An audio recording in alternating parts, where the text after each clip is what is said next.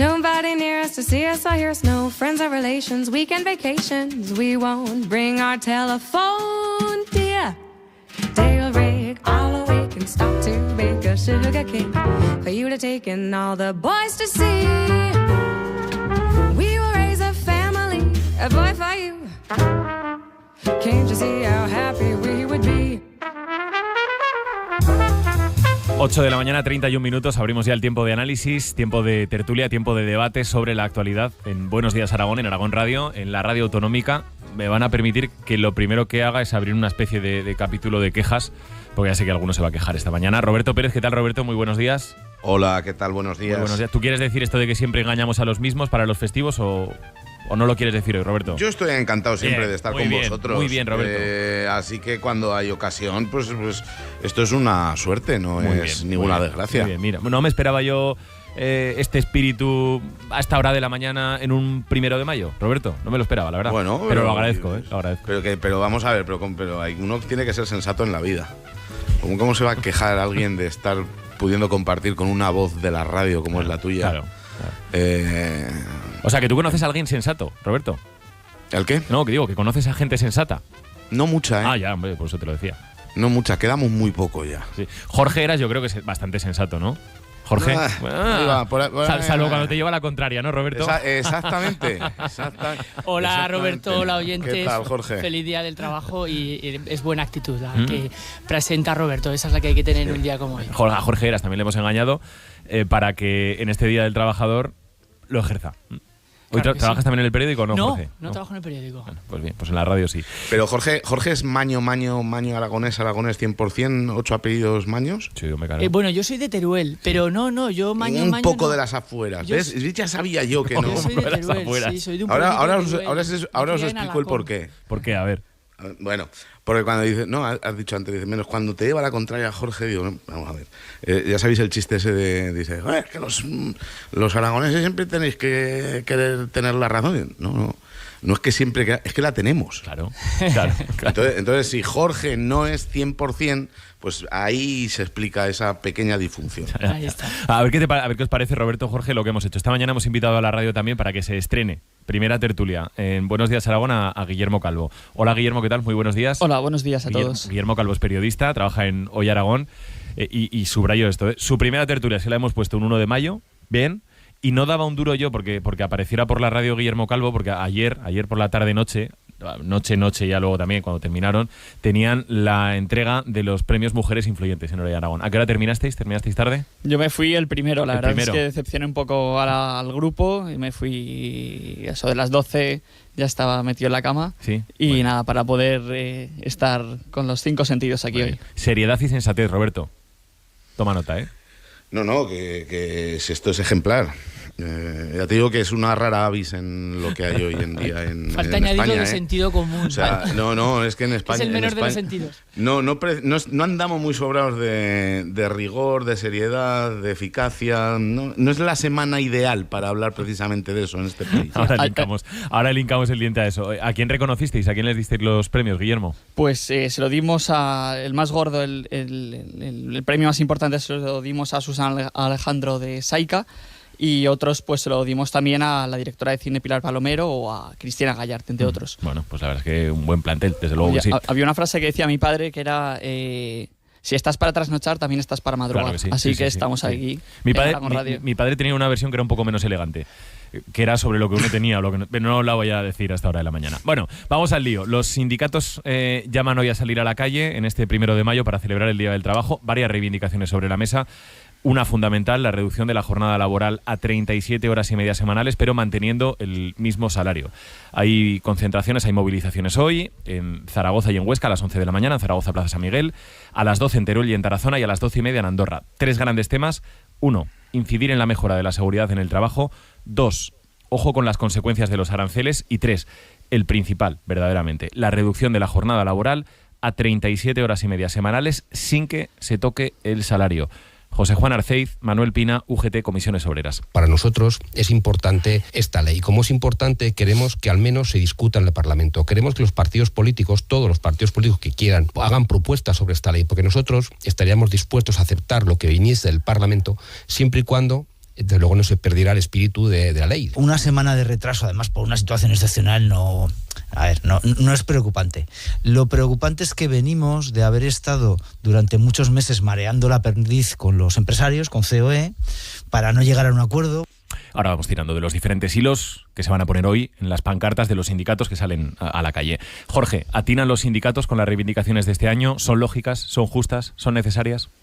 Bueno, yo creo que lo primero de todo hay que decir que llegamos a un 1 de mayo con una baja conflictividad laboral, sobre todo en lo que es el contexto aragonés. Afortunadamente no estamos viviendo grandes procesos de reestructuración empresarial, procesos de despido colectivo, los famosos ERES, y eso desde luego pues es una fortuna y una suerte, porque también denota el buen momento que vive el mercado laboral tanto en Aragón como a nivel nacional, ¿no? Con siempre mejoras y asignaturas pendientes, pero desde luego en un nivel de trabajadores pues en niveles récord a estas alturas del año, y con previsión de que este verano se alcancen más, y una cifra de paro pues que baja.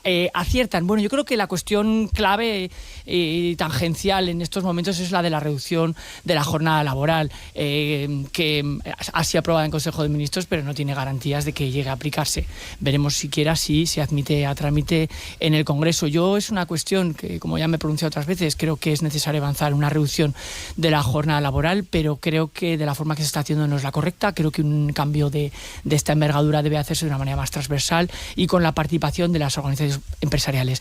Creo que es verdad que los patronales no han tenido incentivos para sumarse a este acuerdo, para apoyar una reducción de la jornada laboral. Creo que, sabedores de que no había una mayoría parlamentaria, pues no han arrimado demasiado el hombro, pero creo que es necesario, imprescindible, avanzar en una reducción de la jornada laboral de la mano de los sindicatos, teniendo contrapesos para lo que son la realidad de las pymes, los autónomos, que los necesitan, porque no es la misma una reducción de la jornada laboral en las grandes empresas, que la mayoría de ellas ya la tienen o ya está a los objetivos que se quieren llegar, que en las pequeñas empresas. Y bueno, existe todavía la oportunidad de que se alcance un acuerdo pues que recoja un poco todas las sensaciones, pero eso sí, creo que no debemos de olvidar que sí debemos de avanzar en una reducción de la jornada laboral después de 40 años que no se ha legislado sobre esta materia.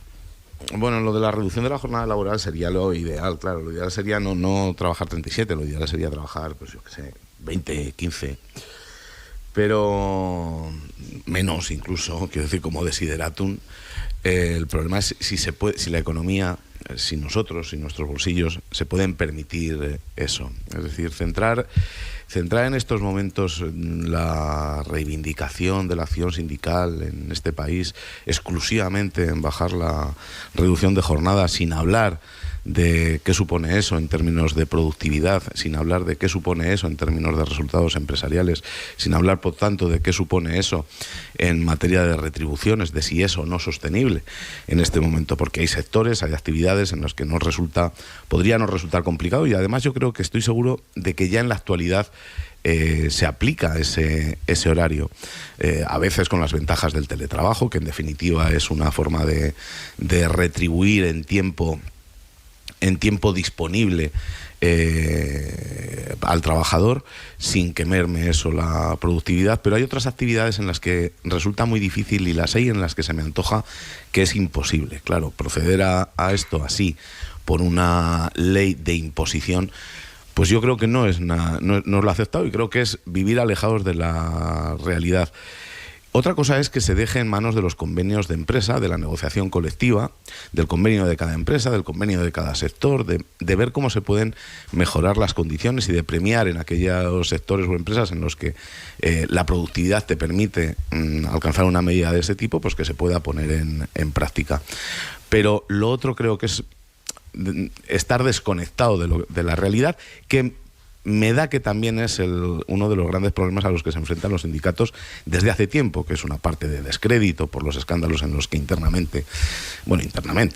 y externamente, porque les financiamos fundamentalmente entre todos, seamos o no seamos afiliados a un sindicato, el descrédito por esos escándalos y la desconexión por su vinculación muy estrecha de ciertas formaciones políticas, lo que les contribuye también a ese descrédito. Creo que están en unos momentos de evidentísimas horas bajas, y se echa de menos pues un poquito más de idea, de iniciativa, de implicación, de independencia, de autonomía y de pensar con criterios realmente objetivos de qué es lo que la economía necesita y qué es lo que la economía a la economía le puede aportar las ideas de estos sindicatos, insisto, en horas muy, muy bajas. Ahora vuelvo contigo, Jorge, que te veo levantar la mano, seguro que para responder a Roberto, pero antes, Guillermo.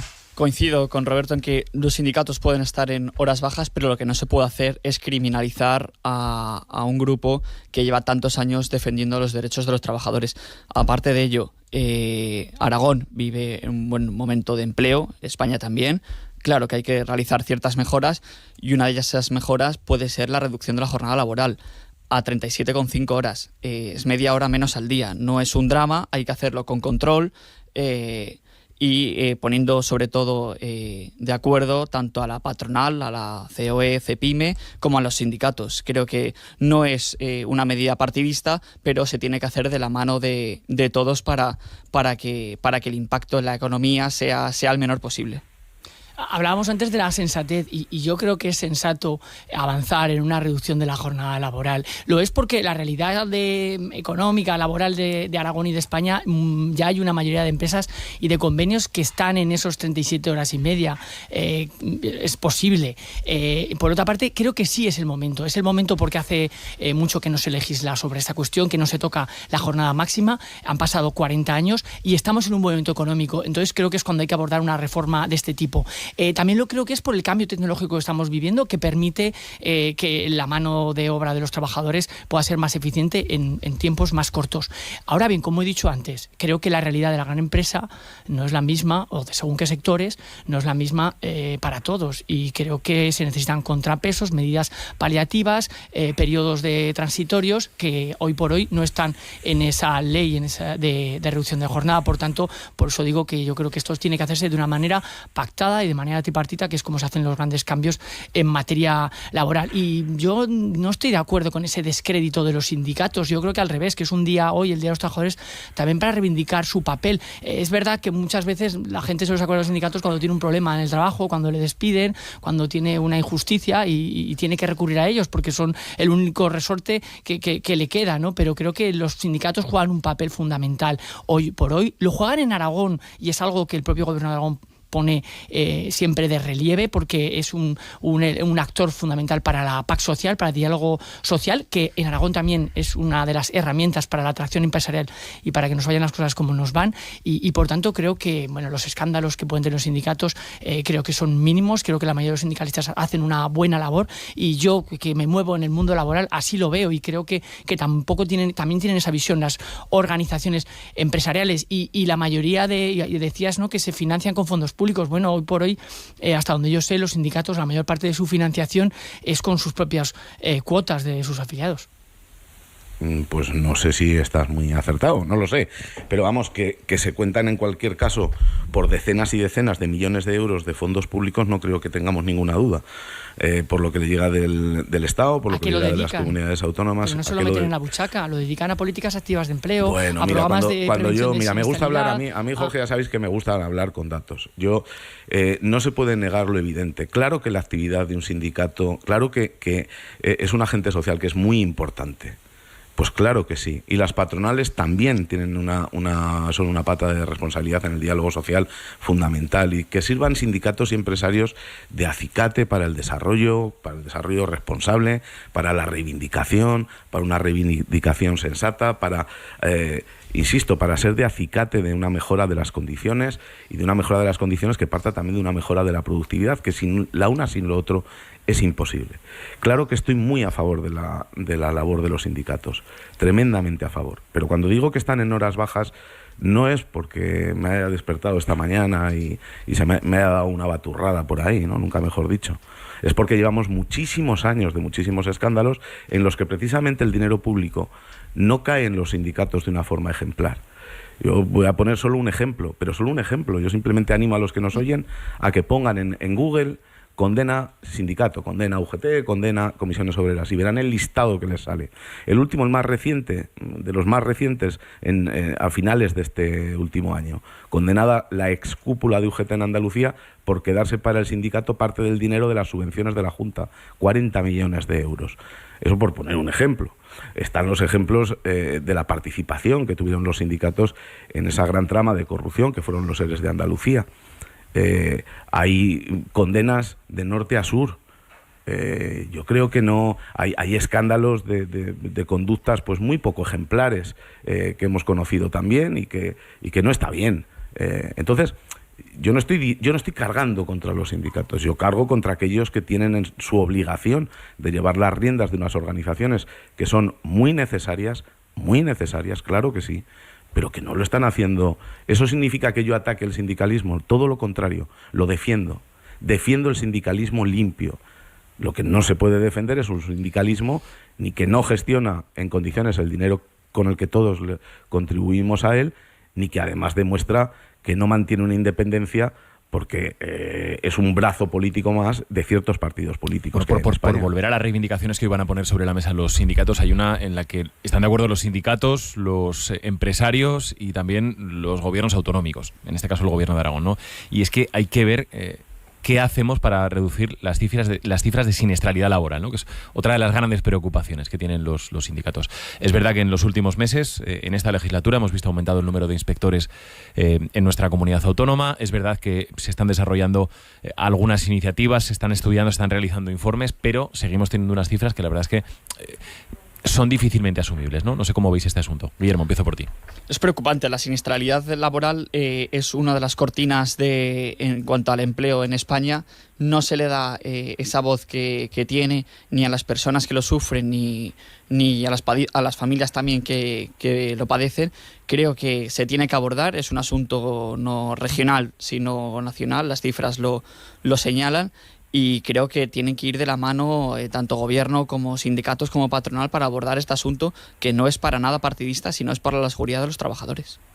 Pues yo creo que aquí es un asunto, desde luego, de primer orden y de máxima preocupación, porque las cifras de los 2 últimos años de accidentes graves y mortales son escandalosas, con casos además de fallecimientos de trabajadores que son imperdonables, ¿no? Muchas caídas de altura, donde hay unos claros fallos de prevención. Yo creo que lo primero que es que también hay que revisar esa ley de prevención de riesgos laborales, que ya en su día fue muy pionera, si no recuerdo mal han pasado más de 20 años desde que se puso en vigor y hace falta una revisión y hace falta pues más concienciación por parte de todos, y creo que las cosas se están haciendo relativamente bien en Aragón.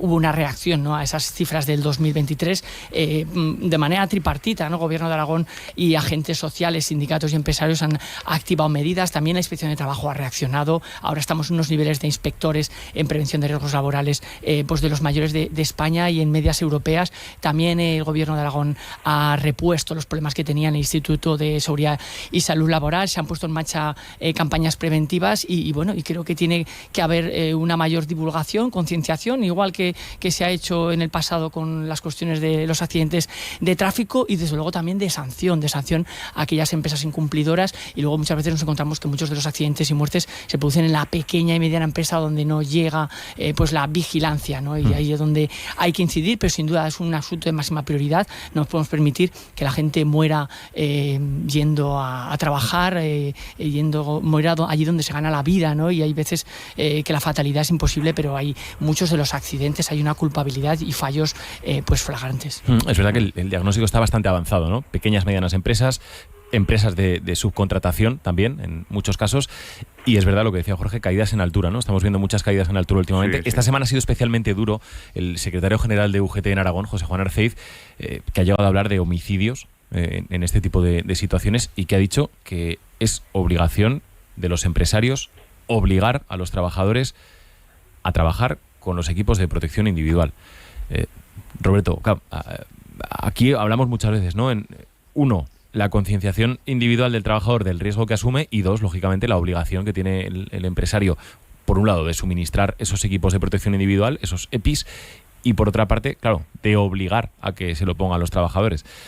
Es verdad que a veces nos encontramos incluso con autónomos, ¿no? Que ellos mismos son sus propios jefes y que están haciendo una obra en un tejado y que deciden no ponerse el equipo, ¿no?, de protección. Sí, pero mira, aquel que...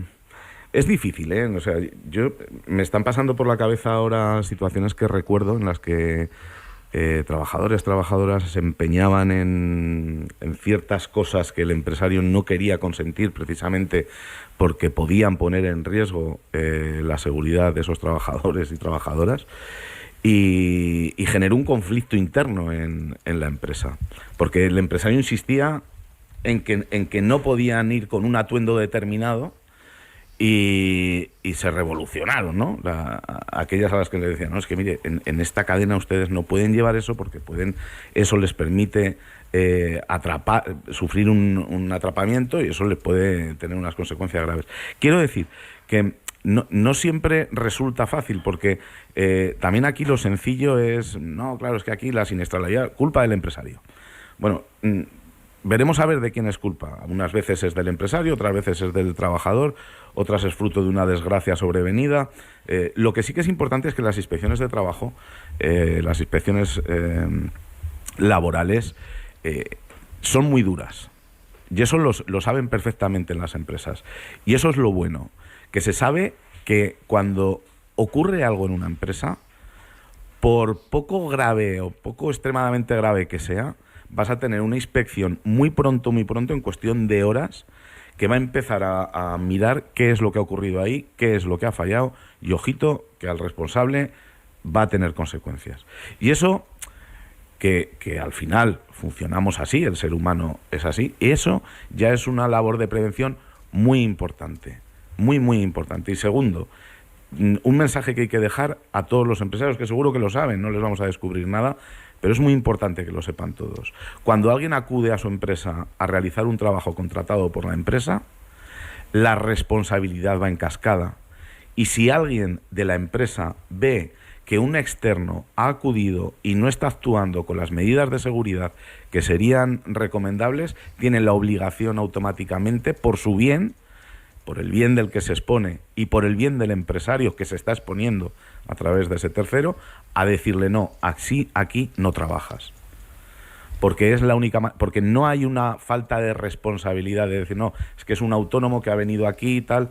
No, hay una responsabilidad subsidiaria que repercute en la empresa si se produce un accidente en una subcontrata o en un autónomo, que al final no deja de ser una subcontrata.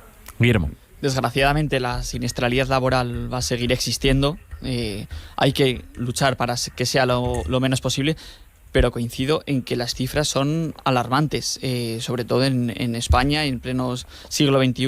Creo que muchas de los accidentes pueden ser evitables, y esto se soluciona a través principalmente de la educación y de la seguridad y de la concienciación sobre la seguridad laboral. Ahora se acerca el verano, golpes de calor, por ejemplo, que los trabajadores tengan cuidado si se exponen al sol o si se suben a elevadas alturas, que tengan cuidado. Creo que las instituciones y las empresas deben velar siempre por la seguridad de sus trabajadores, y no debemos criminalizar ni al empresario, sino es por el bien de los trabajadores. 8:54 de la mañana. Las movilizaciones, como decimos, empiezan a las 11 de la mañana en Zaragoza y en Teruel, Zaragoza y en Huesca, perdón. En el caso de Zaragoza, en la plaza de San Miguel. En Huesca también 11 de la mañana, a las 12 en Teruel y en Tarazona, y a las 12:30 en Andorra.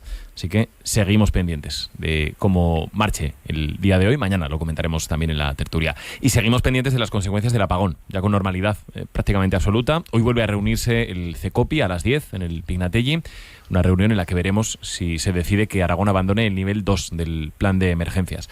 Hoy además también reunión del Comité de Situación por la Crisis, reunión que estará presidida por el ministro Félix Bolaños. Y en este marco también creo que es importante señalar que la presidenta de Red Eléctrica, Beatriz Corredor, ya ha confirmado que no piensa dimitir. Ahora lo comentamos. Pero por mantener la mirada todavía puesta con este tema en nuestra comunidad autónoma, ayer, digamos, triple encontronazo entre el Partido Popular y el Partido Socialista, entre el Gobierno de Aragón y el Gobierno central, entre los alcaldes socialistas de Aragón y el Ejecutivo Autonómico. Vamos por partes, lo explicamos todo y luego lo analizamos, lo comentamos con Jorge Heras, con Roberto Pérez y con Guillermo Calvo. Primero, el presidente Jorge Azcón, sobre la falta de información de qué pasó con el apagón. Si no están contando lo que pasa, no es porque tengan que investigar mucho más, es que porque posiblemente no les interese contar qué es lo que ha pasado y cuáles son los errores que se han cometido.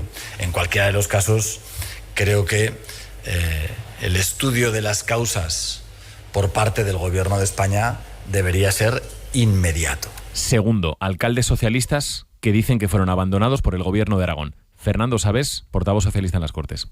Pero parece que le ha sentado mal al Gobierno de Aragón que 6 alcaldes verbalicen lo que piensan la mayor parte de los alcaldes y alcaldesas, que verbalicen y que pidan fundamentalmente que recapacite el Gobierno de Aragón y que trabaje de otra manera en futuras emergencias. Esto ha pasado, pero lo que no puede volverse a repetir, este apagón informativo que ha producido el Gobierno de Aragón con la mayor parte de los municipios de esta comunidad autónoma. Dice el Partido Socialista que no hubo comunicación entre la DGA y los municipios.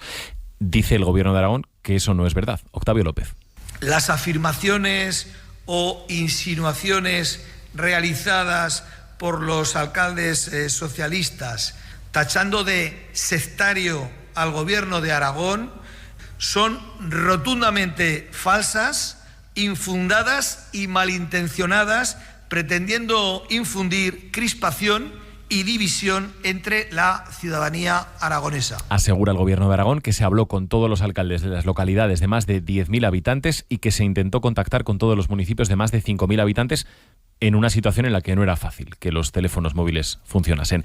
Y tercer elemento de confrontación, el Partido Popular que pide la dimisión o el cese de la subdelegada del Gobierno en Zaragoza, de Noelia Herrero, porque utilizó los medios públicos de la delegación para que la rescatasen cuando se quedó atrapada en un tren el día del apagón. Fernando Ledesma, PP. Huyó de la forma más cobarde que se puede hacer, utilizando además los medios públicos para salir huyendo de esa situación que la tenía aislada junto a miles de aragoneses, con la incertidumbre, con el miedo y el desasosiego, sin ni siquiera compartir la información que sí tenía. Basta, ya basta de las conductas impropias, de la falta de ética y de la falta de ejemplaridad.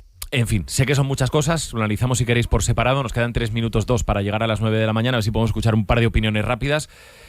Lo que es evidente es que ayer vimos cómo los unos y los otros se tiraban los trastos a la cabeza. Ya digo que hay mucho que comentar, ¿eh? ¿Por dónde empezarías tú, Roberto? Yo por el coche de la subdelegada del Gobierno. Me parece, yo lo digo, vamos, lo digo en serio. O sea, este tipo de gestos son los que dan, a mí particularmente, me dan una vergüenza ajena y un cabreo propio. Porque la subdelegada del Gobierno hubiera tenido una justificación total el que hubiera sido rescatada rápidamente del tren en el que al parecer ella no podía soportar más la situación que el resto de ciudadanos. Al final, pues bueno, la plebe de a pie, ¿verdad? Sí que está preparada, pero claro, un cargo público, pues no. Y del PSOE, claro, tampoco, quiero decir, gente sensata. Y el que había provocado, que estaba al frente del caos que se había provocado.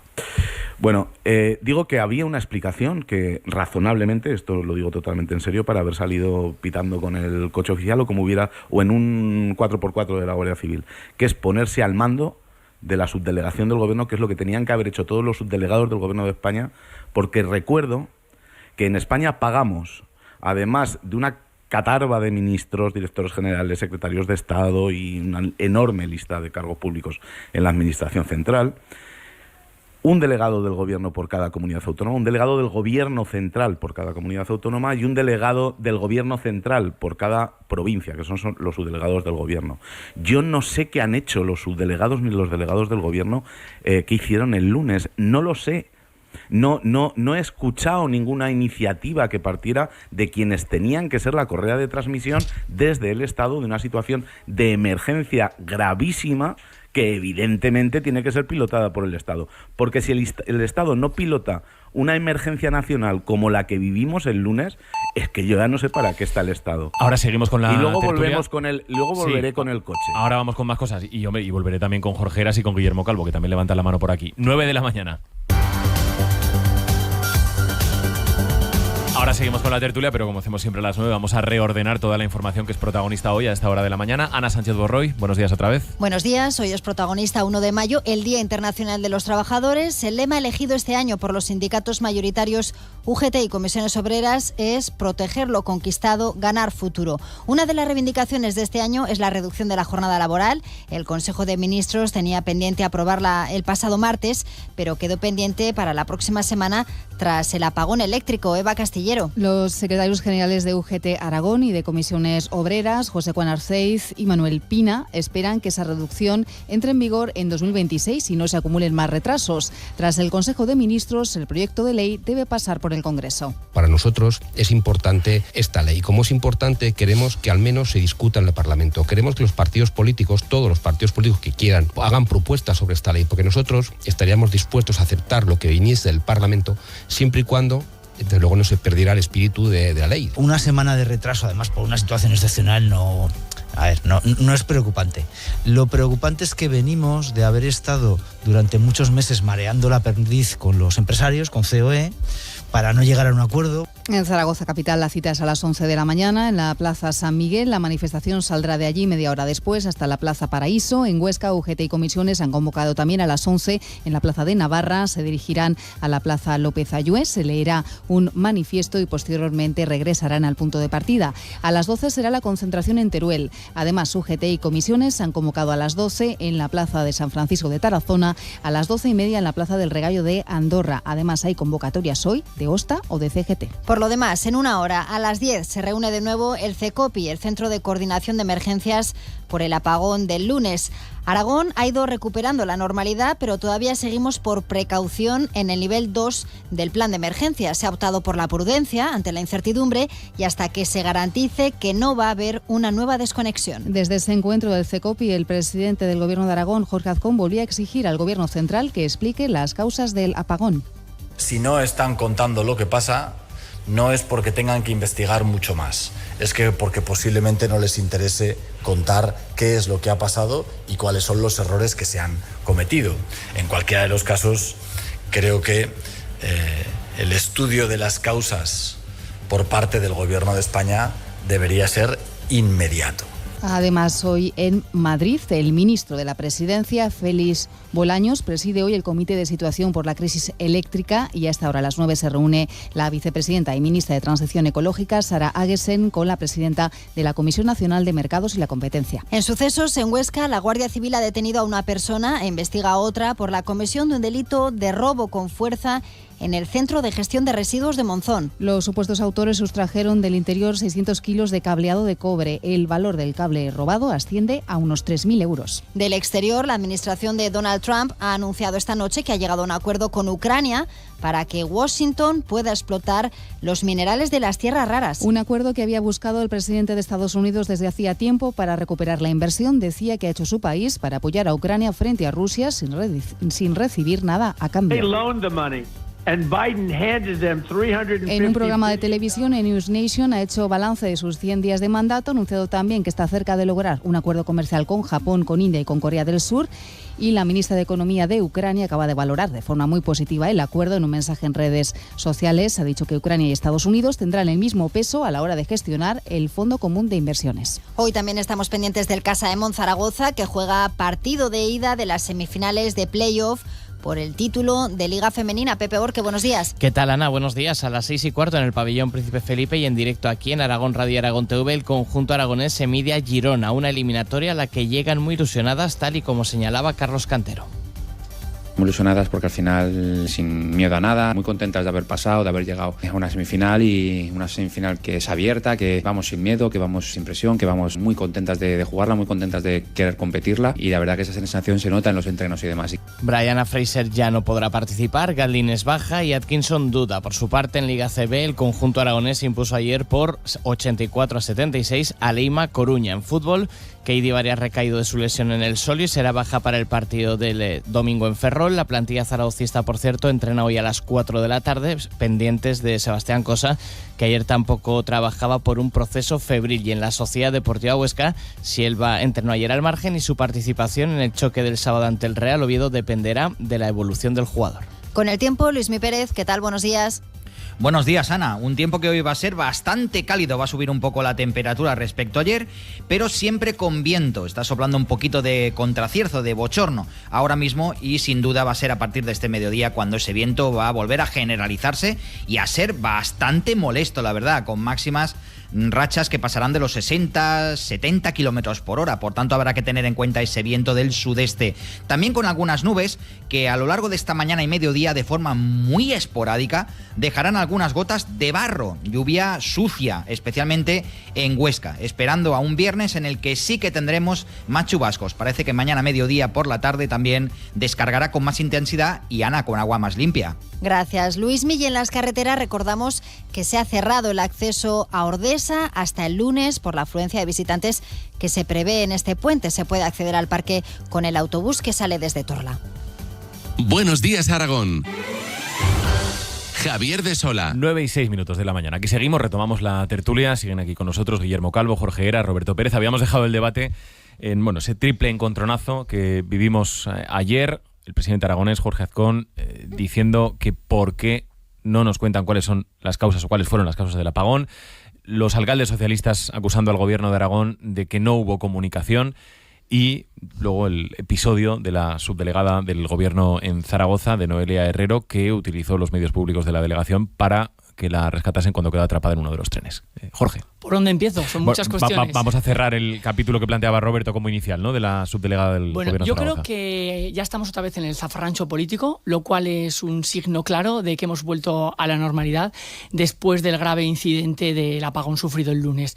Y yo la verdad es que no comparto esa crítica y ese relato de que fue rescatada. Vamos a ver, yo creo que el agravio está claro porque es verdad que uno de los grandes puntos negros pero lo fue, en la gestión... fue rescatada ella sola, con su coche oficial y su chofer. Continúo, Roberto. Uno de los grandes puntos negros en la gestión del pasado lunes del apagón fue cómo se dio respuesta a los pasajeros de los trenes, ¿no? Que fue deficiente, fue absolutamente muy reprochable. ¿Cuál fue la respuesta de Renfe a toda la situación? Se dejó a pasajeros tirados y creo que para esto tenemos que estar preparados para cuestiones de este tipo y cuestiones de emergencia, ¿no? Hablábamos de hasta 2.000 pasajeros. Entonces, claro, comparar eso con que haya sido rescatada la delegada, pues la crítica es fácil, ¿no? Pero yo creo que es un elemento muy demagógico. ¿Qué diríamos si en vez de la subdelegada estuviéramos hablando de un consejero del gobierno de Aragón que tiene que participar en el CECOPI? Porque en el relato que hacemos estamos diciendo que es que fue llevada para participar en el CECOPI, que es la máxima autoridad del gobierno central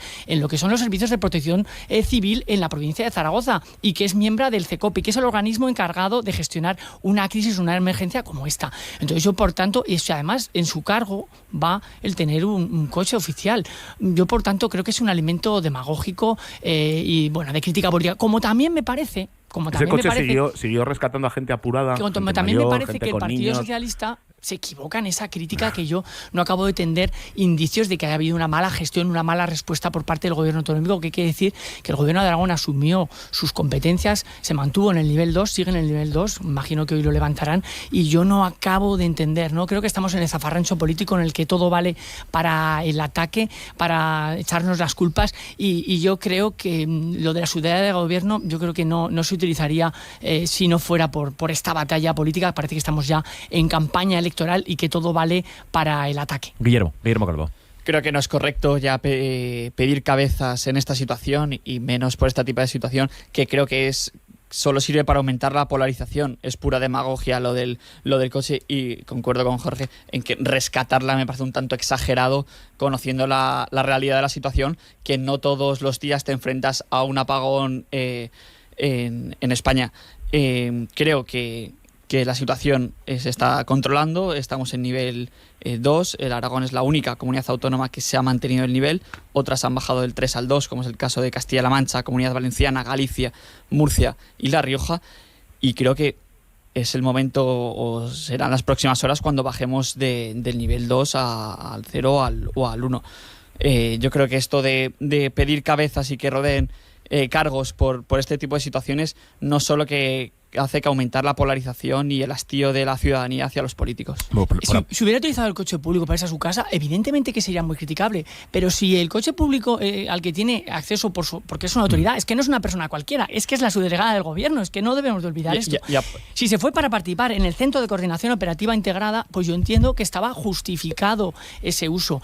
Pero insisto, tampoco me parece bien la respuesta del Partido Socialista criticando una mala gestión que yo no acabo de ver, ¿no? Y donde sí veo una mala gestión, como digo, de lo que ha sido la respuesta a la cuestión de los servicios ferroviarios, que deberíamos de aprender y avanzar un poquito, ¿no? También en tener comunicaciones alternativas ante una caída de los móviles. Sobre la gestión, sobre las causas y sobre las consecuencias. Un elemento más también para el análisis, Roberto. La presidenta de Red Eléctrica, Beatriz Corredor, que dice que no es correcto relacionar el fallo eléctrico con las energías renovables. Bueno, ayer lo estuvieron explicando yo creo que bastante bien, ¿no? Desde alguna consultora energética cómo funciona y las características que tienen los diferentes tipos de mecanismos de producción de energía, la estabilidad que garantizan unas, la falta de estabilidad que ofrecen otras, a cambio de, una serie de características, ¿no? Beatriz Corredor, que en cualquier caso ha defendido que la solar y la eólica sí son estables.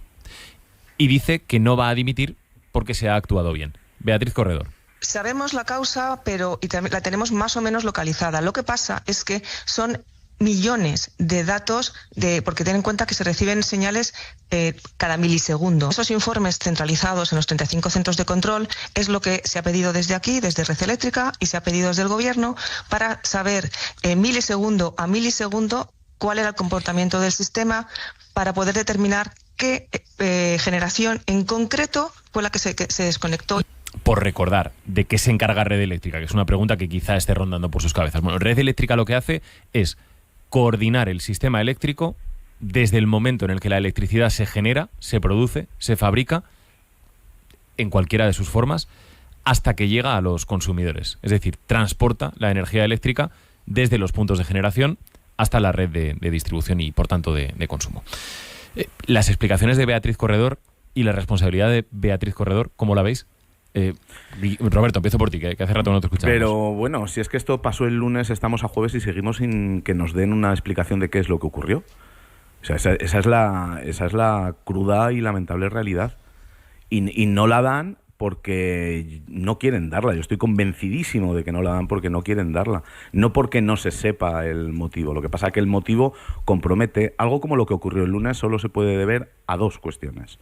Uno, un mal funcionamiento de la red eléctrica, de la que es máximo responsable Red Eléctrica, que es una empresa controlada por el Estado y que por eso está al frente de Red Eléctrica una registradora de la propiedad, hay que decirlo así, como Beatriz Corredor, que no está precisamente por ser registradora de la propiedad, sino por ser miembro destacado del Partido Socialista desde los tiempos de Zapatero, y habría que enchufarla, nunca mejor dicho, en algún cargo, como en su caso ha sido este, al frente de Red Eléctrica.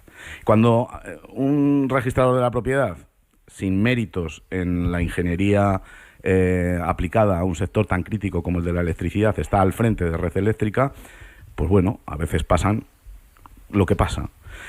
Segundo, Beatriz Corredor estuvo escondida durante 48 horas sin dar ni una sola explicación. Ni una sola explicación. El presidente del Gobierno es el día hoy que tampoco ha dado una explicación de qué es lo que ha ocurrido. Como digo, solo se pueden deber a dos motivos. O una disfunción que evidentemente tiene que depurar culpas, o un ataque cibernético que todos los expertos que hemos podido escuchar en todos estos días, ninguno avala la tesis del ciberataque, que sin embargo sigue abonando el Gobierno, porque parece que es lo que más le puede salvar de una situación comprometida. Pero insisto, es que seguimos sin saber lo que ha pasado. Cuando se estropea algo y no se sabe por qué, o no se dice por qué, lógicamente no podemos estar tranquilos, porque si no sabemos el por qué, significa que no podemos atacar la causa y por lo tanto se puede repetir. Guillermo. Eso por una parte. Sí, respecto a lo de la subdelegada del Gobierno. La subdelegada del Gobierno tiene la obligación, y más aún en una emergencia de nivel 3 en la que hay que subrayarlo, la responsabilidad de la emergencia y de responder a la emergencia depende del Estado, del Estado y, por lo tanto, de ella como subdelegada del Gobierno en su territorio, en este caso en la provincia de Zaragoza, una de las funciones fundamentales de todo subdelegado del Gobierno es garantizar la seguridad ciudadana y, por lo tanto, de haber velado, entre otras cosas, de solucionar esa situación que ella estaba viviendo con cientos de pasajeros que vieron cómo ella se iba y ellos se quedaban. Guillermo. Tanto le hubiera costado articular una medida de emergencia como movilizar a fuerzas de seguridad del Estado, al ejército. Déjame, Roberto, que me quedo literalmente sin tiempo. No solo a ella. Que me quedo literalmente sin tiempo. Guillermo. Yo no sé si Beatriz Corredor tiene que dimitir, aún así es la máxima autoridad en red eléctrica. Se ha enfrentado a una circunstancia totalmente excepcional. Prácticamente en Europa, salvo en algunos territorios, nunca había pasado. Pero sí que yo no estoy de acuerdo con Roberto en que le tiene que dar explicaciones. Es evidente que tiene que dar explicaciones ya, pero cuando conozcan lo que ha ocurrido de verdad, no porque estén tapándolo con una cortina, sino porque los expertos lo señalan, que no es fácil descubrir lo que ha pasado y que puede durar semanas o incluso meses.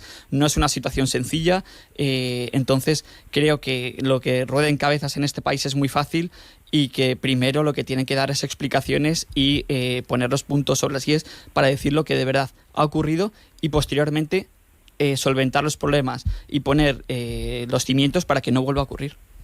Bueno, pues cuando conozcamos exactamente qué ocurrió, claro que tendrá que asumirse responsabilidades, no sé si la presidenta de Red Eléctrica o más arriba, pero yo creo que no hay ninguna ocultación y hay que escuchar a los expertos y a los técnicos estos días, como habéis hecho en este programa, y lo que nos dicen es que es de una enorme complejidad ya poder saber con exactitud meridiana qué es lo que ocurrió. Sí sabemos lo que ocurrió, no las causas específicas. Sabemos que se cayeron 15 gigavatios de producción energética del sistema y que hubo un incidente múltiple, porque no una sola cosa, no la explicó, que provocó este gran apagón. Pero es que el sistema eléctrico es de una enorme complejidad. 10.000 posiciones en subestaciones, 60.000 instalaciones de generación.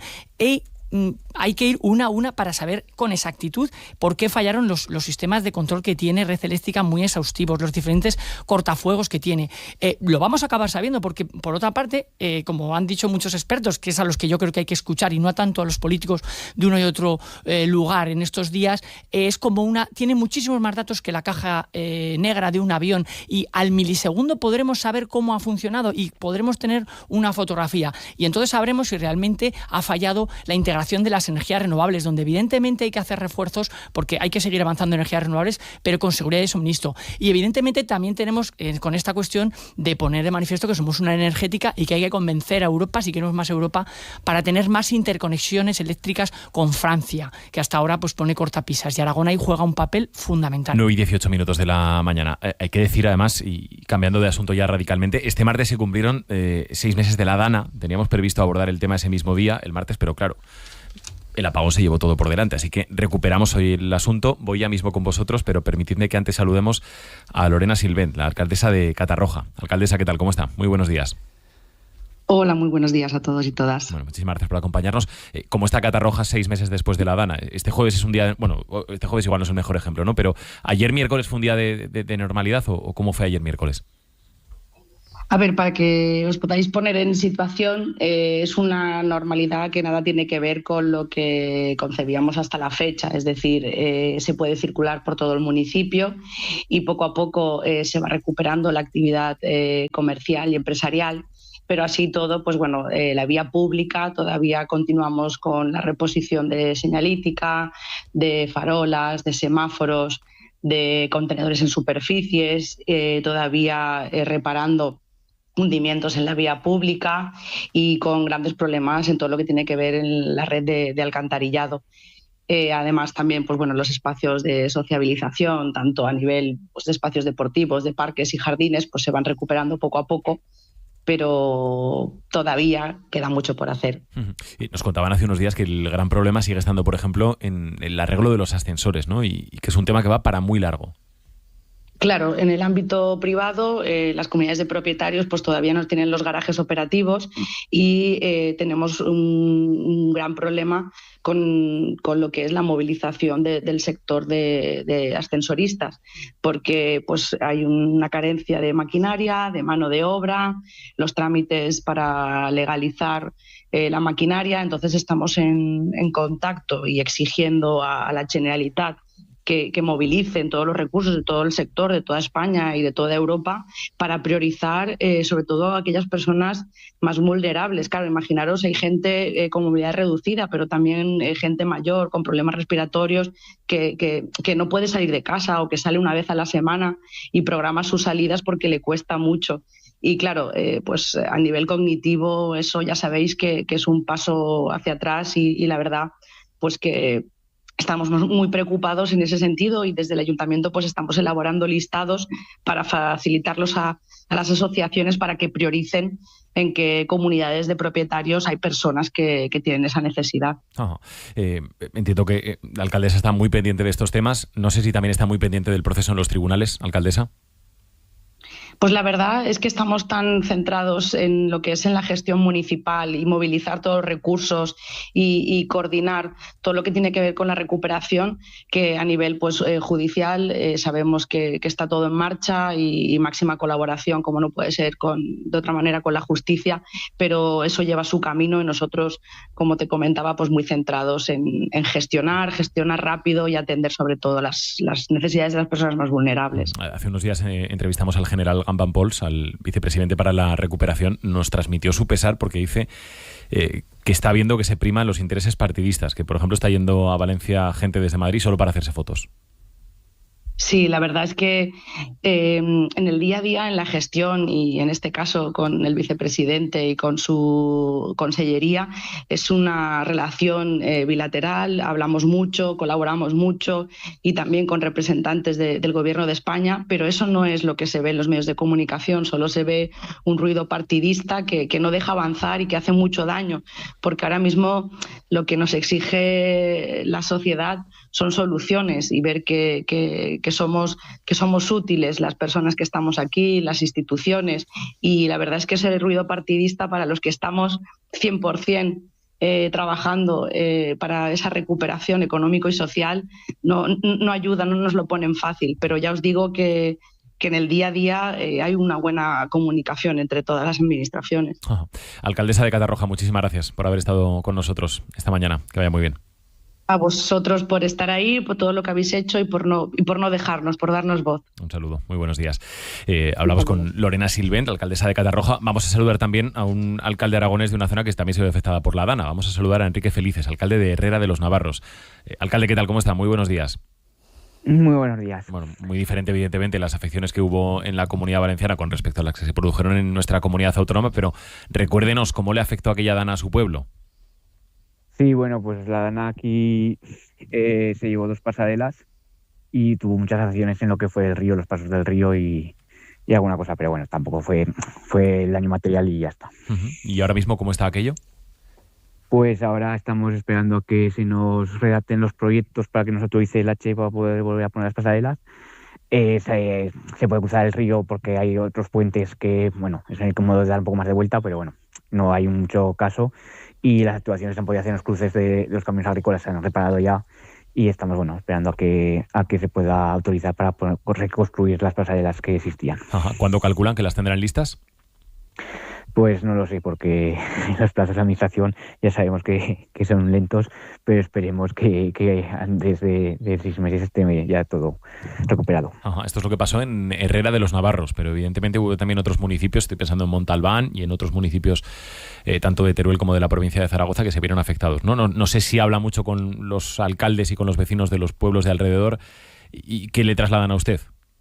No, bueno, aquí después de las afecciones y los pueblos de alrededor fue aquí bajo por el río. Aquí en agosto vino una que sí que fue en los barrancos, que nos causó más daños en el pueblo, pero esta fue el río y al fin y al cabo somos un pueblo pequeño, está bastante bien hecho y se queda todo el agua en el río y no hubo pues, algún bajo, alguna casa aledaña al río, pero no hubo mucho más daños. Y los pueblos alrededor, aquí en esta zona, son parecidos, sí que por Montalbán sí que fue más fuerte, pero no desconozco la situación que tienen ahora ellos. Pues Enrique Felices, muchísimas gracias por haber estado con nosotros también esta mañana. Que vaya muy bien. Muchas gracias a vosotros. Muy buenos días. 9:24. Estamos en la recta final de la tertulia, pero en fin, sobre todo con la mirada puesta en la Comunidad Valenciana, ¿no? ¿Alguna reflexión de cómo estáis viendo las cosas, Guillermo? Bueno, yo lo que veo es que pocas cosas han cambiado desde hace 6 meses. Mazón sigue en el cargo, lo cual es intolerable. Que un presidente que haya demostrado una incapacidad absoluta continúe a los mandos de la Comunidad Valenciana. Y creo que, bueno, escuchando a los alcaldes, soy ciertamente optimista con las mejoras de las localidades. Y bueno, creo que las ayudas están llegando tarde, pero están llegando. Y creo que bueno, el que más explicaciones tiene que dar, ya lo hemos enlazado con el tema del apagón, el que más explicaciones tiene que dar desde hace 6 meses y tiene que seguir dando es Carlos Mazón. Creo que es intolerable lo que ha hecho, creo que no es propio de un presidente de una comunidad valenciana, y creo que la justicia tendrá que tener la última palabra en este aspecto. En un minuto que tenemos que terminar, o en menos de un minuto. Roberto, Jorge. Roberto. Bueno, en el tema de la Dana es lamentable que un país como España, una de las primeras economías de la Unión Europea y un país que por supuesto presumimos de ser un país desarrollado y civilizado, siga teniendo 6 meses después a los valencianos que fueron víctimas de la Dana en la situación en la que están. Y allí las administraciones y los políticos no funcionaron, y no funcionaron los políticos en ninguno de los niveles. Es evidente que fue una emergencia nacional en la que el gobierno central no actuó como tenía que haber actuado. Fue un dejar pasar, un laissez-faire, a ver si se cocía el contrincante en la presidencia de la Generalitat Valenciana, y el presidente de la Generalitat Valenciana no estuvo ni de lejos a la altura de las circunstancias, y tienen que asumir. Y claro que se tienen que asumir responsabilidades, y se tienen que asumir responsabilidades por parte de Mazón, y se tienen que asumir responsabilidades por parte del gobierno central. Yo voy a dar simplemente un dato. Con una Dana de máxima alerta como la que estaba activa, la directora general de Protección Civil del Estado, Virginia Barconés, consideró que era mejor que estuviera por Brasil en una jornada de no se sabe muy bien qué. Y ese día estaba en Brasil, en una jornada de no se sabe muy bien qué. Y el presidente del gobierno salió diciendo que bueno, que quien necesite ayuda que la pida, como si España fuera una suma de reino de taifas. Claro que los políticos no estuvieron a la altura.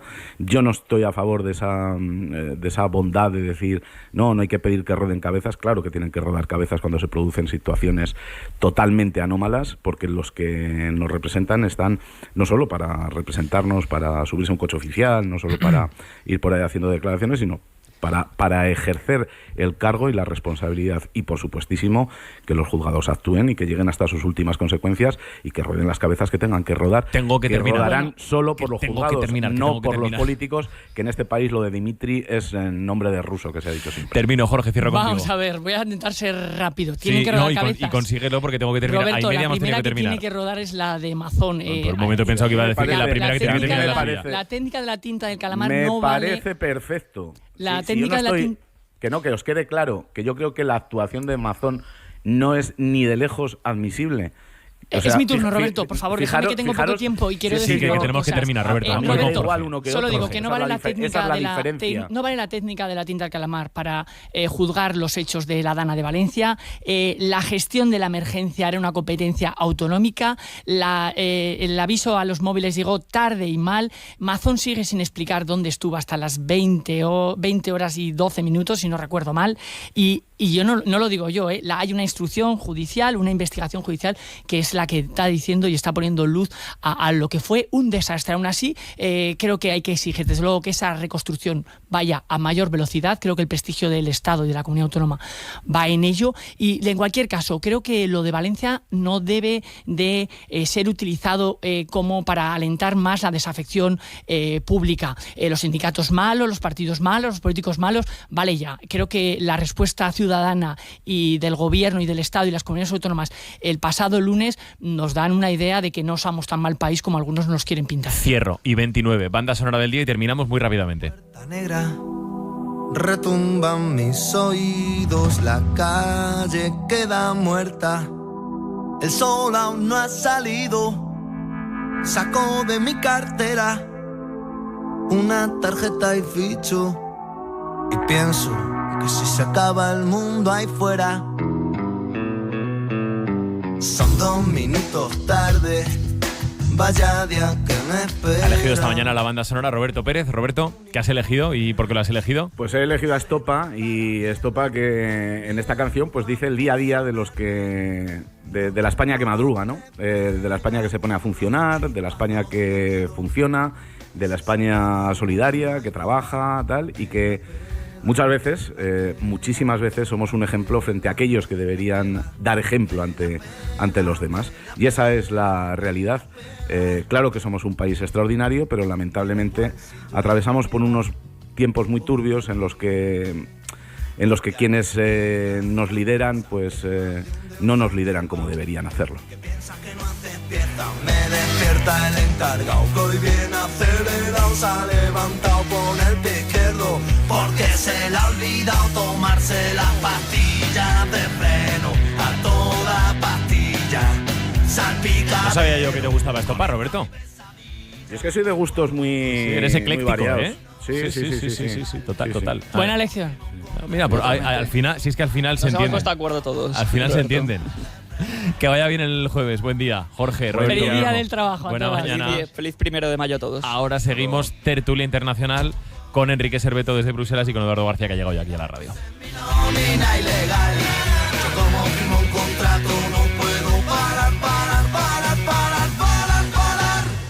Buenos días, Aragón, con Javier de Sola. La caída de un trabajador sin protección desde una cubierta, el vuelco de una carretilla, materiales que caen de una grúa. Tan solo son segundos que pueden terminar en tragedia. Entre la vida y la muerte, la prevención. Que el trabajo no se lleve más vidas. Consejo Aragonés de Seguridad y Salud Laboral. Gobierno de Aragón.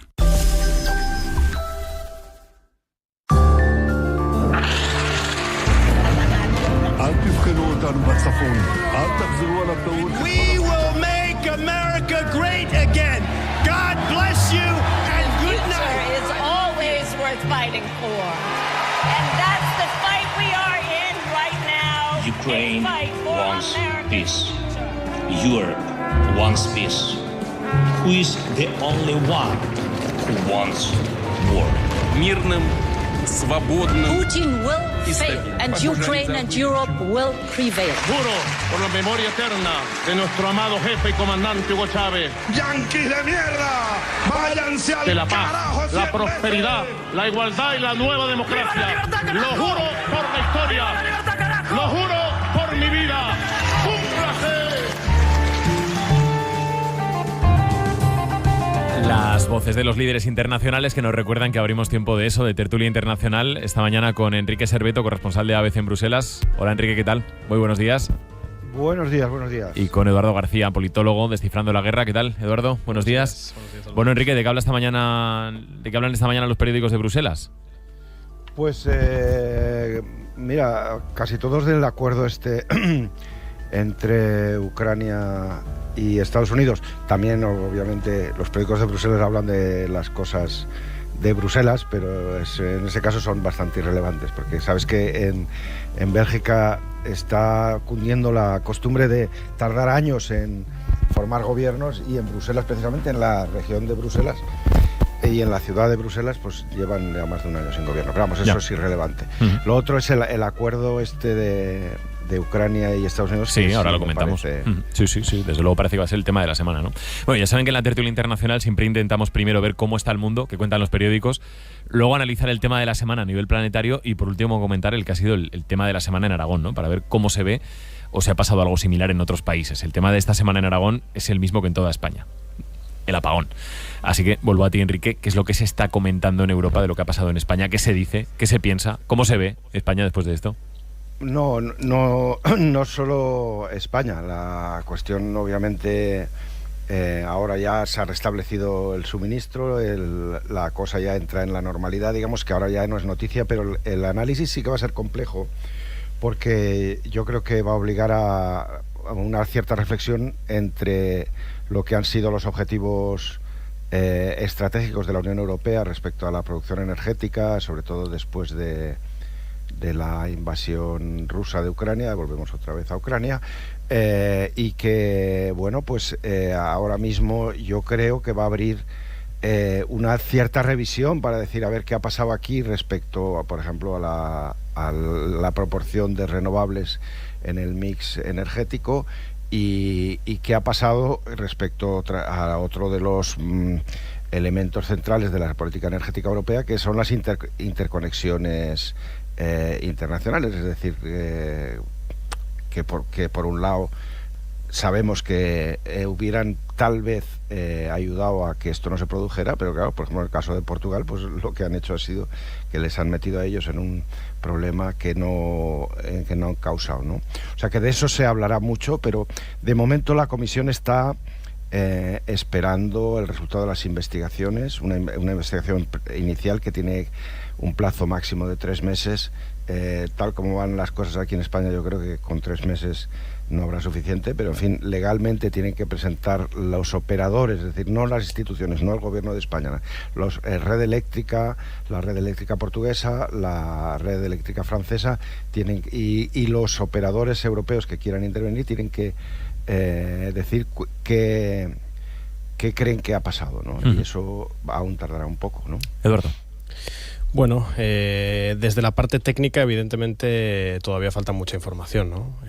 Incluso si se llegase a descifrar que, bueno, pues que hubo un fallo en alguno de los, por ejemplo, ¿no? Si se puede achacar a algo vinculado con las energías renovables, también hay un siguiente paso, que es ver si se trata de un fallo estructural o si se trata de un fallo puntual. En cualquier caso, es poco radiofónico, ¿no? Pero hay poco que comentar del apartado técnico porque simplemente la investigación pues todavía está en curso. De lo que sí hay bastante que comentar es del contexto político en el que tuvo lugar el apagón, ¿no? Porque hubo muchas declaraciones cruzadas y desde algunos sectores se apostaba más por la cautela, desde otros sectores se apostaba más por la agresividad verbal, y todas estas decisiones se correspondían con las urgencias políticas que en cada caso había, ¿no? De hecho, más allá de las reacciones que hubo dentro de España, que yo creo que los dos principales partidos en España aprendieron la lección con respecto a la Dana, ¿no? De lo que arrojó la demoscopia y las encuestas semanas después de la riada en Valencia,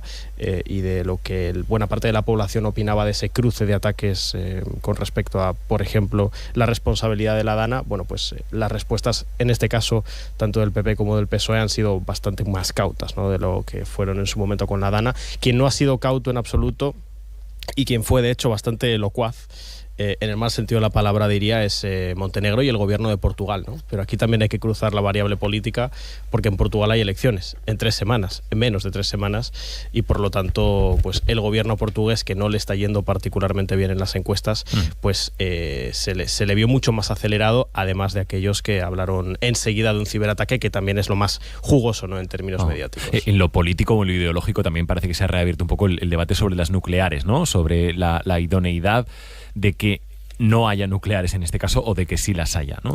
En nuestro país, con una fotografía que es variable, ¿no? En el conjunto de Europa. Eduardo, Enrique. Y se va a utilizar en cualquiera de los dos casos para favorecer el argumento cuando se tengan las conclusiones técnicas, y también veremos, como siempre en todas las crisis, que si las conclusiones técnicas no le dan la razón a uno u otro sector, pues muy probablemente nieguen las evidencias técnicas en algunos casos, ¿no? Pero es que es lo que he dicho al principio, incluso si tenemos alguna conclusión clara que permita responsabilizar a una de las fuentes energéticas en España, también habrá que ver nuevamente si se ha tratado de un fallo coyuntural o de un fallo que se puede plantear como estratégico.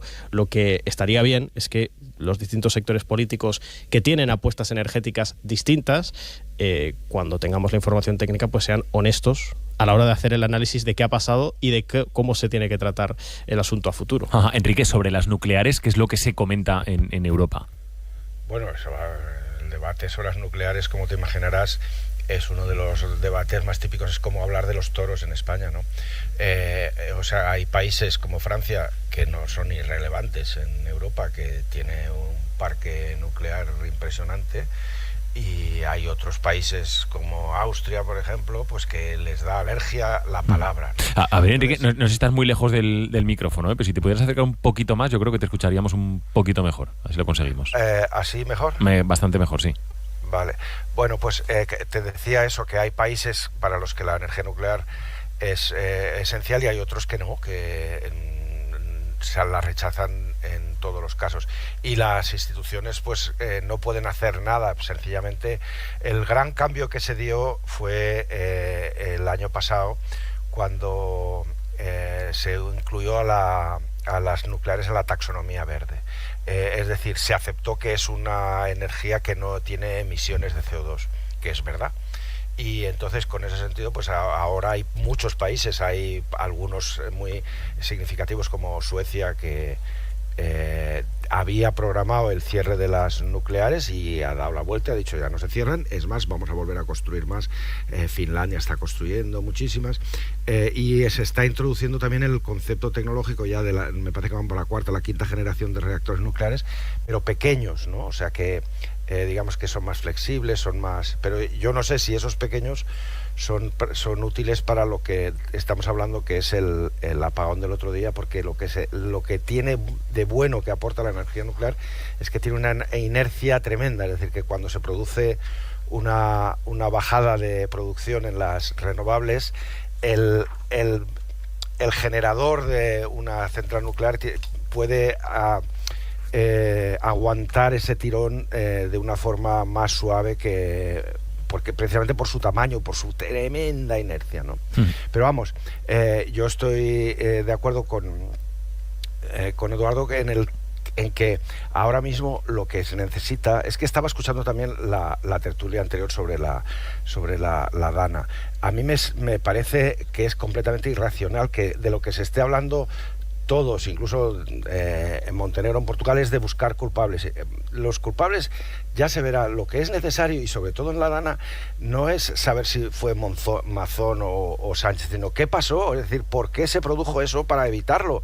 Después ya veremos quién es el culpable y por qué se produjo este apagón.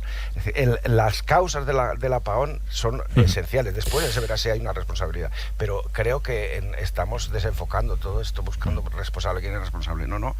Lo que hay que buscar son soluciones, es decir, ¿qué pasó para que esto no pueda volver a pasar? En fin, dejamos el apagón, vamos a seguir hablando del apagón en muchas tertulias, tanto convencionales como internacionales, ¿no? Parece que lo más importante en el plano internacional de toda la semana puede ser lo que ha pasado hace apenas unas horas. Acuerdo entre Estados Unidos y Ucrania, que salvaron ayer los últimos escollos, los últimos flecos que había pendientes para alcanzar un acuerdo económico para la explotación de las reservas ucranianas de lo que se llama minerales críticos, aunque lo hemos venido bautizando como tierras raras. Han sido semanas, la verdad es que muy complejas, con muchas presiones por parte de Estados Unidos, de idas, de venidas, con aquella discusión incluso en el despacho Oval entre Trump y Zelensky. Después la foto más reciente en San Pedro del Vaticano entre los dos, en un tono, la verdad es que muy diferente, en una actitud muy diferente. Finalmente hay acuerdo. En fin, no sé si destacarías, Eduardo, alguna clave del acuerdo y sobre todo impacto, consecuencias que pueda tener este acuerdo. Decíamos antes, Estados Unidos es quien más dinero ha puesto para ayudar a Ucrania en la guerra contra Rusia. Más de 70.000 millones de euros es de lo que se habla. Y Trump ya había dicho que eso no puede ser sin nada a cambio, ¿no? Y que quería esto en concreto. Parece incluso amable, ¿no?, hablar de el último escollo. En realidad, las negociaciones en los últimos meses han sido, pues, Zelensky intentando defenderse básicamente de la agresividad de Donald Trump a la hora de hacerse con el control de buena parte de los recursos minerales, incluso energéticos, de Ucrania. Lo ha conseguido. Es decir, los detalles del acuerdo así lo plantean, incluso con cuestiones como la del derecho de tanteos. Estamos hablando de conceptos hasta baloncestísticos en algunos casos, para explicar el nivel de poder y de control que Estados Unidos va a tener sobre las tierras raras ucranianas y sobre otros minerales, en un contexto además en el que una parte fundamental de la disputa entre Estados Unidos y China se juega precisamente ahí, en el control de las tierras raras, que es un recurso en el cual China, pues la verdad es que viene teniendo bastante ventaja, ¿no? Y yo creo que aquí es interesante ver un poco la cronología del enfoque que Estados Unidos ha tenido con respecto a la guerra de Ucrania desde su inicio, porque nos ayuda a entender bastantes cosas del actual acuerdo. En 2022, cuando Rusia invade Ucrania, Una guerra que, por cierto, hasta hace poco era polémico decirlo, pero hay que seguir insistiendo que no nace de la nada. Es decir, más allá de que quien invade Ucrania evidentemente es Vladimir Putin y es Rusia, eso es innegable y es una invasión que podría no haberse dado.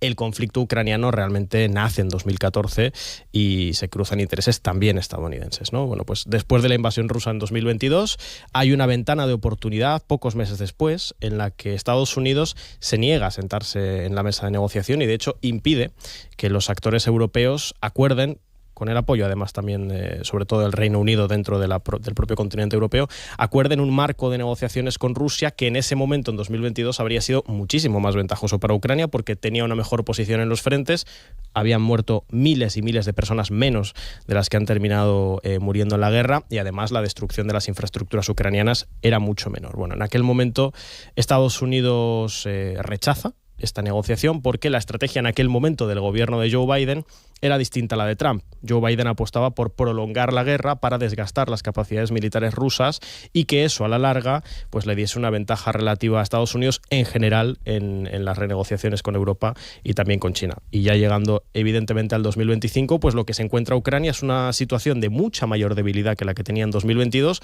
con un Estados Unidos que le suelta la mano. Y eso es en sí mismo una medida de presión porque Ucrania necesita a Estados Unidos para los esfuerzos de guerra y con una Europa que, aunque narrativamente declame que quiere seguir apoyando a Ucrania, pues hay una cuestión de la materialidad que no se puede salvar, que es que Europa no tiene las capacidades militares ni tecnológicas para sustituir a Estados Unidos en Ucrania, ni las va a tener el año que viene ni en 3 años. Y eso le brinda una debilidad a Ucrania que le fuerza a aceptar este acuerdo que es enormemente desventajoso. Claro, y ahora la pregunta que se hace la gente, Enrique, es: con este acuerdo para la explotación de los minerales críticos de Ucrania por parte de Estados Unidos, ¿esto qué impacto va a tener en el desarrollo de la guerra entre Rusia y Ucrania?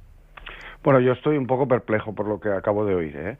Y la narración de 2014 en adelante y que, bueno, o sea, en realidad esto es muy simple. No hay ninguna razón que justifique que un país invada a otro. Ninguna, ni media. Y Estados Unidos ha cumplido el papel que se esperaba de una superpotencia que respeta las reglas internacionales y se ha convertido en un gamberro que lo que hace es presionar a diestro y siniestro.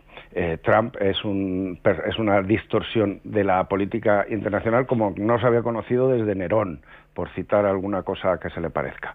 Y esto que estamos viendo pues no tiene precedentes, no hay manera de compararlo con nada. Este acuerdo, pues mira, este acuerdo es como si tú te compras un solar, volviendo a la Dana, en medio de la Dana, ¿sabes? Cuando todavía no ha bajado el agua y estás negociando a ver si te quedas tú el alquiler de una tienda de golosinas en una esquina de Catarroja.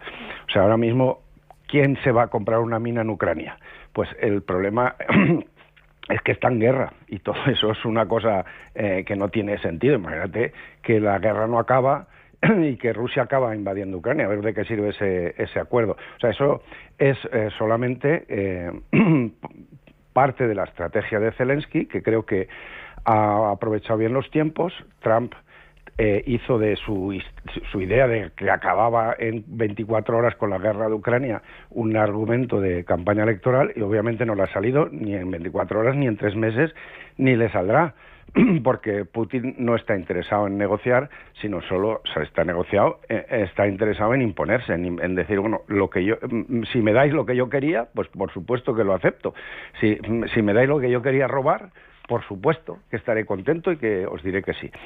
Entonces, ahora mismo Zelensky le ha pillado a Trump en una situación en la que necesita que esto parezca que está bien y además ha firmado esto sin ceder nada, ¿eh? Es decir, el acuerdo no incluye la cesión de la propiedad de nada. Ha dicho, ¿usted querrá venir a intervenir en la reconstrucción de Ucrania? Pues por supuesto, estaremos encantados de que usted invierta en minas y en la reconstrucción de Ucrania y en lo que quiera cuando acabe la guerra. Ahora, lo que importa ahora es que el asunto se va al lado de Putin. Es decir, ahora mismo Zelensky ha recuperado la posición que perdió después de aquella estupefaciente entrevista en la Casa Blanca y ahora mismo el valor lo pone Zelensky firmando este acuerdo en el campo de Putin. Dice, ahora a ver qué decide Putin y a ver con quién está Trump y a ver a quién le va a sonreír y a ver a quién le va a reír las gracias, ¿no? Me quedan 2 minutos para terminar, menos de 2 minutos, 1 minuto y medio.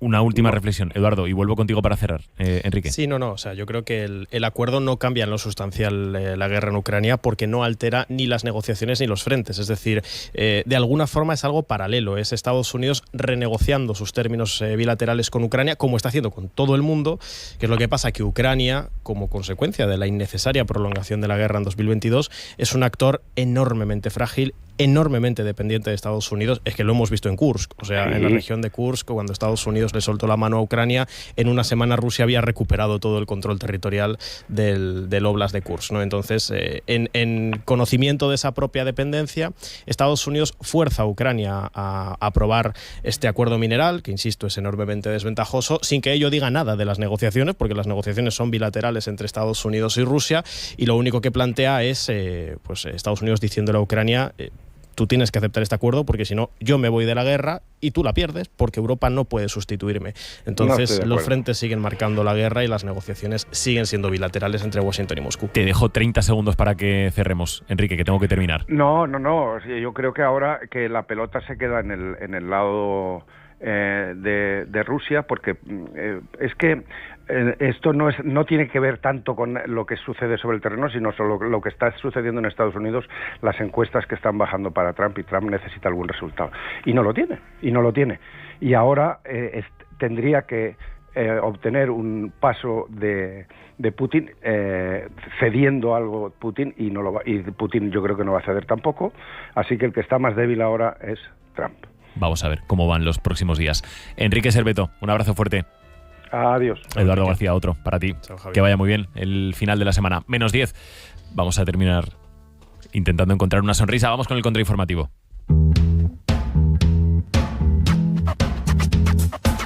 Buenas noticias y algo que celebrar. El contrainformativo. Me alegren la vida. Con Juan Luis Saldaña.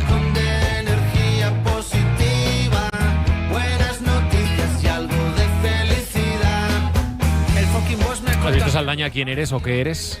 Soy un trabajador en el día del trabajo. Eres la capitana esta que va girando y girando y girando y girando sobre la carretera. La capitana. La capitana de la información. En un 1 de mayo. Exacto, sí. Qué bonito. El capitán de la información, si prefieres. Hombre, estoy viendo. Sí, el capitán. Capitán Crótalo era un nombre que utilizaba yo en mis tiempos mozos como, sí, capitán Crótalo, sí.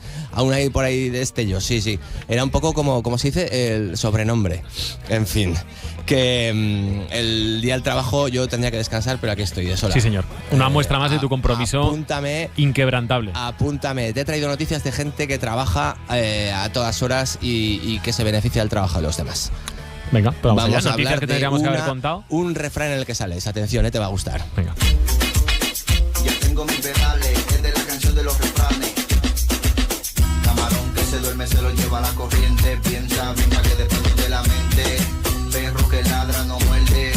Ojo por ojo, diente por La revista Wired dice que las IAs se están inventando los refranes. Que hagan ustedes la prueba y le metan un refrán inventado y verán cómo las IAs, especialmente Gemini, la de Google, y ChatGPT, se pegan una inventada padre. Yo me he inventado este refrán que dice: si a de sola escuchas, acompañado te duchas.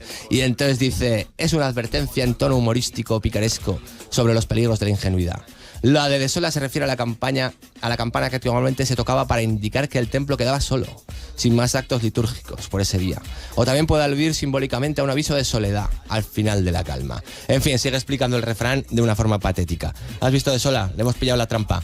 Es verdad que tanto hacerles trabajar, pues al final esto. Entonces, claro, quien a buen árbol se arrima, 8 pájaros le cagan. Si tú le pones algo así, te lo va a explicar. ¿Te lo explica? Te lo explica siempre, nunca te dice razonadamente. Este refrán no existe. ¿Por qué? Porque todavía no ha llegado a ese nivel de discernimiento en el cual puede decir la IA: no, esto no existe. ¿Por qué? Porque el mundo refranero no está muy claro en la red y no lo puede chorizar. ¿Qué te parece? Pues que se confirma con este ejercicio que has hecho tú que todos los refranes pueden terminar de la misma manera.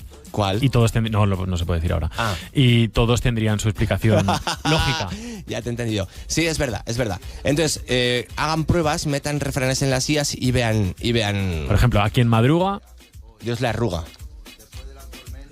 Perro ladrador. Poco estafador. Y así, ¿no? Y la IA nos lo explica. La IA nos lo explica. Sí, nosotros inventamos y la IA nos lo explica. Trabaja por nosotros, pero a veces no trabaja bien. Vamos a hablar ahora de alguien que le han estafado. Me han filtrado fuentes cercanas al contrainformativo, me filtraron esta información muy cercanas y vamos a hablar de un agricultor francés que lo han timado, pero bien.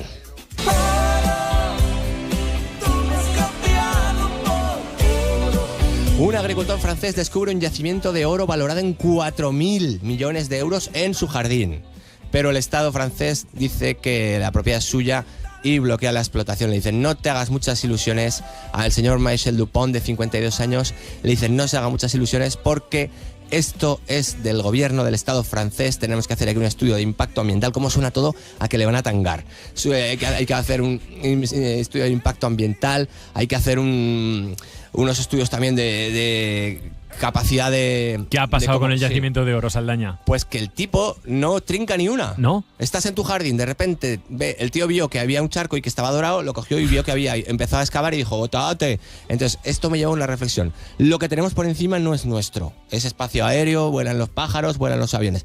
Y lo que tenemos por debajo tampoco. Solo nos queda la capa, la superficie. ¿Qué es lo que tenemos nosotros? Claro. No somos nada, tenemos el suelo de sola, estamos en el suelo. La gente que vive en el campo no tiene nada, tienes tus gallinejas, tienes tus vacas, pero como haya algo debajo, viene el gobierno francés, bueno, en este caso el francés, espero que en España, yo creo que, mira, la ley española y no es tan clara. Entonces dice que el gobierno que le va a dar una contraprestación. Hombre, los tesoros que están en el mar son del que los encuentra en un porcentaje y del Estado en otro, ¿no? Exacto, pues aquí los franceses yo espero que se porten con este pobre señor agricultor que de 4.000 millones, yo creo que con 4... Un 1 por 1.000 se quedaría el hombre feliz, ¿no? Sí, este señor celebraría el Día del Trabajador de un modo distinto al resto de trabajadores. Exacto. Venga, está justificada, por tanto, la Vamos a inclusión hablar de esta del noticia. asunto de trabajo en Japón, trabajo y honestidad, que también recuerda un poco a lo que pasó el otro día con el apagón. Ahora dicen que hay muchos más universos, infinitos como el nuestro. Dime si no es para volverse loco. No te sientes más pequeño. 38 horas falló un peaje cerca de Tokio. 100 estaciones que no funcionaban y no cobraban. Pues los conductores tokiotas, qué bonita es la palabra tokiota, pasaban por ahí, lógicamente estaba la valla levantada, pero luego les llegó una notificación y les dijeron, han cruzado ustedes, estaba levantada la barrera, eran tantos yenes, si quiere usted puede pagar. ¿Sabes cuánta gente pagó? Sí. 24.000. ¿Sabes cuánta gente pasó? 25.100, o sea, un 90 y pico % de gente, 90 y mucho de gente honesta. Yo el otro día, el día del apagón, dije, uy, si esto dura más. Lo que voy a hacer, como esto dure más. No, sí, pero vi, por ejemplo, el supermercado cerrado de Calicanto ahí con los carros en la puerta, ya se estaban parapetando. Y dije, bueno, menos mal que al final se ha impuesto la cordura. ¿Has visto en Japón? Es un universo paralelo, gente honesta. Demasiada honestidad. Demasiada honestidad, sí. ¿Tú crees que tendrían que ser un poco más sueltos, no? ¿Cuánto era el peaje? Era poco, pero bueno, yo qué sé. Calculo yo que los que son cercanos a la ciudad suelen ser por detallitos de cinturones y tal. Echarle 5 o 10 euros, no un gran sartenazo. ¿No está para el ulti? ¿Tú lo hubieras pagado o no? Yo lo hubiera pagado. Sí. Si me lo ponen fácil, sí, si no, igual no. ¿Y yo lo hubiera pagado? Tú también. Tú eres un tipo honrado de sola, no nos engañes. Hablamos de un pájaro. Venga. Narcisista invertido, el pájaro loco.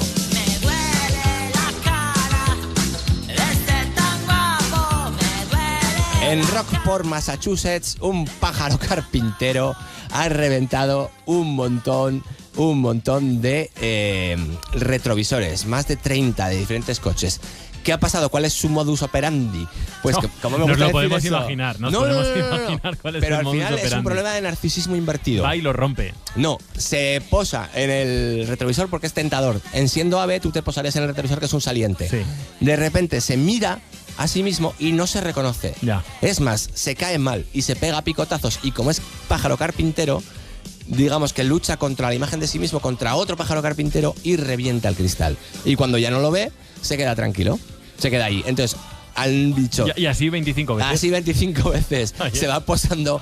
Y a ver, señor pájaro carpintero, usted reflexione que es usted mismo, no atente contra su propia imagen. Entonces él, claro, se pone chulo, dice que hay otro como yo que me quiere vacilar, y empieza al picoteo y ha reventado 25 retrovisores, como algún gamberro que yo me conozco que también lo hacía en momentos de exaltación. En este caso no por narcisismo invertido. No por narcisismo invertido, sino por golferío total. Ya, vale. Feliz Día del Trabajador, Saldaña. Igualmente, de Sola, aquí estamos levantando España, sí, señor. Grandes. El contrainformativo. El contrainformativo siempre, el Siempre salmón de la trabajando. información. Que vaya bien. Adiós, Buen muchas puente, gracias. adiós, Saldaña. Hasta luego. Pues me duele mogollón.